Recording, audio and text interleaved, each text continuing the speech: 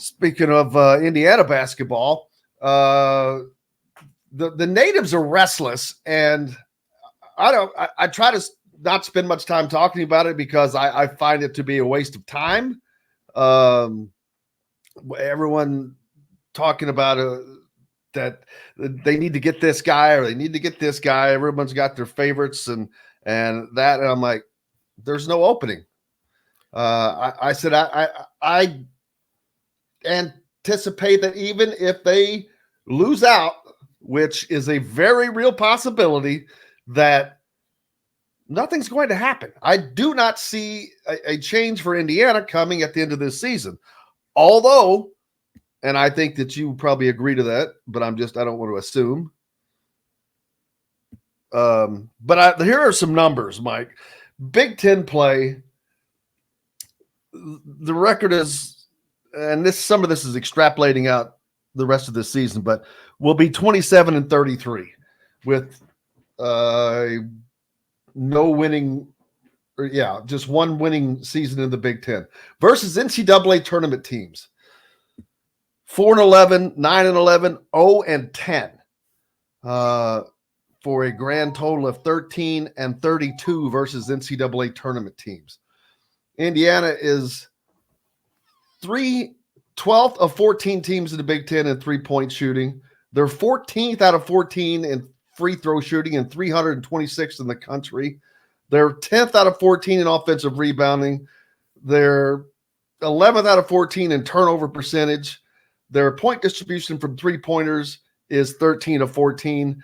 There's not really a statistic that they lead that's positive. And I don't know how this train gets turned around. Someone earlier has said, well, what is Mike's take on it? What will it take to turn that ship around? I can turn this train around in 2 minutes. Okay? Give me Jamal Shead. Give me Jamal Shead, and I'm third in the Big Ten. Okay? But getting that guy is the problem, it seems like. That's what's been the issue, is getting that guy. Well, I mean, it's not easy to do, but I've said many times that they invested too much, not financially, but resources all in general.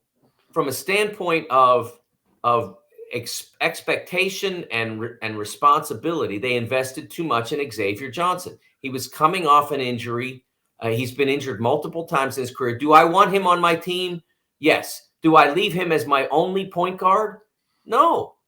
And once you do that, you are taking the chance that he will be fully healthy for an entire year, coming off an injury that cost him almost all of last season. You can't count on that. You have to have another option, and they did not have that.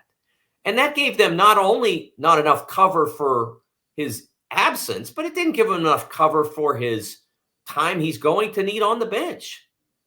And that's, every player needs time on the bench. They didn't have a legitimate Big Ten ready backup point guard either. So that's where the mistake was made. That's the biggest mistake or the biggest concern exists. And what's the plan for next year? Because they've signed a tremendous wing player out of Montverde. Liam is going to be, he's supposed to be the deal. I mean, I looked at a mock draft for 2025 and he was in there. Yep. Okay, but who's going to get him the ball? You don't have that. So that problem is going to exist until they address it in the transfer portal, presumably. They absolutely need more shooting, and they need a greater emphasis on shooting because, as I've mentioned on multiple occasions, even a year ago when they had Miller Kopp, they didn't make enough use out of him. They didn't have enough shooting last year, even with Miller, but they didn't make enough use of the shooting that they had. That's got to be re-energized. It's too hard to play this game without shooters. It's just hard. It's too hard. It's too hard to win 2 points at a time when you're never getting any help from the 3-point line. But this is the person that generally IU fans celebrated his hiring. And that's a fact. I mean, I'm not going to say every single IU fan said that's my guy, but his hiring was greeted with enthusiasm. No more Arch Millers. Give me Mike Woodson. That was the attitude at the time that he was hired in 2022, I believe it was, or 2021. That's what and now it's already time for a change after 2 NCAA tournaments in 3 years. I don't necessarily buy that. If you didn't think this was a good idea at the time, that should have been more audible, and maybe it wouldn't have been the direction that the program went. I didn't sense any negativity toward Mike as a candidate when his name was in the mix. So I don't understand, Jim. I don't understand why the default position for a team, a fan base, is not disappointment, but rather anger. Like, we go right to anger now. Like, you can't be disappointed. You got to go right to anger. And I don't, that is not productive. It is, I will say this emphatically. If you're the program that is firing your coach every 4 years, you are not going forward. You're not. You're not going forward. You're always going backward because you're starting over every time. They made a move in 2017. They made a move in 2021. And now you're talking about making a move in 2024. That is not the way forward.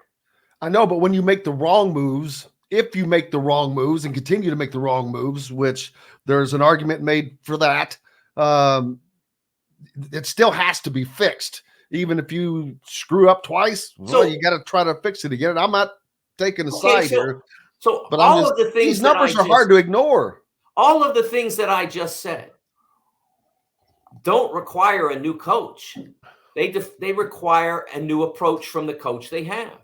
Agreed, 1,000%. Don't make it happen. But that's up to him. He has to decide to change. He's got bosses. We need to see this. Well, that's another question. Why are we only see coaches being held accountable most of the time. And if the moves are not the right moves that are being made in consecutive fashion, there has to be a look That's behind not what it. I'm saying, Jim. I'm saying I'm saying the bosses can say, they can whip out Ken Palm and say, look where we rank. 3-point shooting, offensive rebounding. Why aren't we good at these things? Get somebody on your staff that makes you good at these things. Get some players that make you good at these things. That's a possibility. It's always fire the coach. But a coach shouldn't, in my opinion, a coach shouldn't be told to do that. You should already want to do that because you want to win more than anything.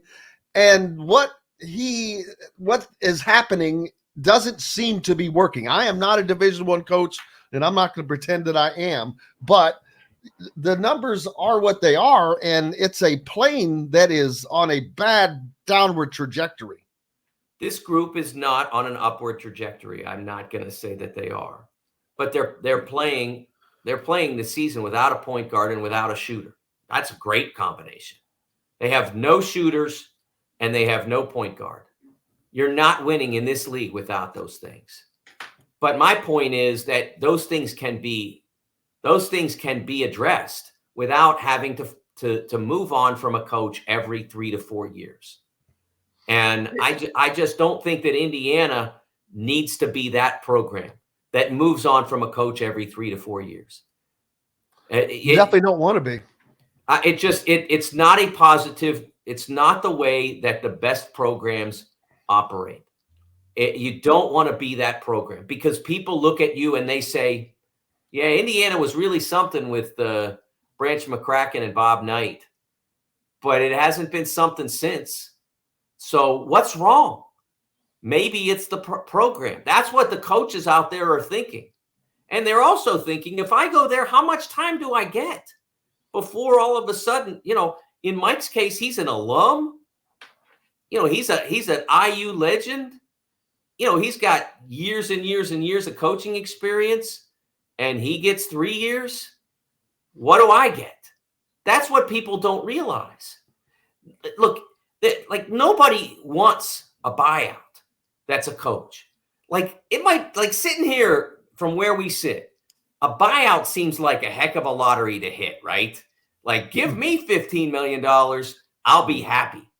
But that's not how they think, because they're earning 3 to 5 million or whatever, depending on the program, or with Cal or whatever, it's 9 or so. Like they're earning that every year. So giving them money to go away isn't what they're out for. So that's not. So you're making your program less inviting to those coaches if that becomes your track record. A much better track record for IU is for Mike to get this right, and then being 67 or 68, deciding he's coached long enough, and then to go into the market and say, we hung with our guy and we got it right and we got it done and we made the Elite Eight or whatever, and we finished second in the Big Ten or whatever it might be. We hung with our guy. Indiana has good players right now. And I think, with the exception of Trey and Anthony, they're all Mike's guys. So there are things he's done well. I mean, he gets no credit at all for recruiting really well, at least in terms of bringing in capable players. He's brought in all the big guys. He's bringing in Liam next year. That he's done well in that department. It's still out there. Success is not that far away. This is not a situation where it's not accessible. You look at the team and you say, if they have this, that, and the other thing, they could be really good next year. But if you make a change, then a lot of guys who came here because of him, the transfer portal is what do you have to do to enter the transfer portal? It's like buying power bars on Amazon, man. It's that easy. Raise so your hand. That's the point I want to make, is that moving on at this point is not the best thing for Indiana basketball. It's just not. The best thing for Indiana basketball is for Mike to get it right, and then in a year or two decide that he's coached enough basketball for his career and he's got other stuff he wants to do.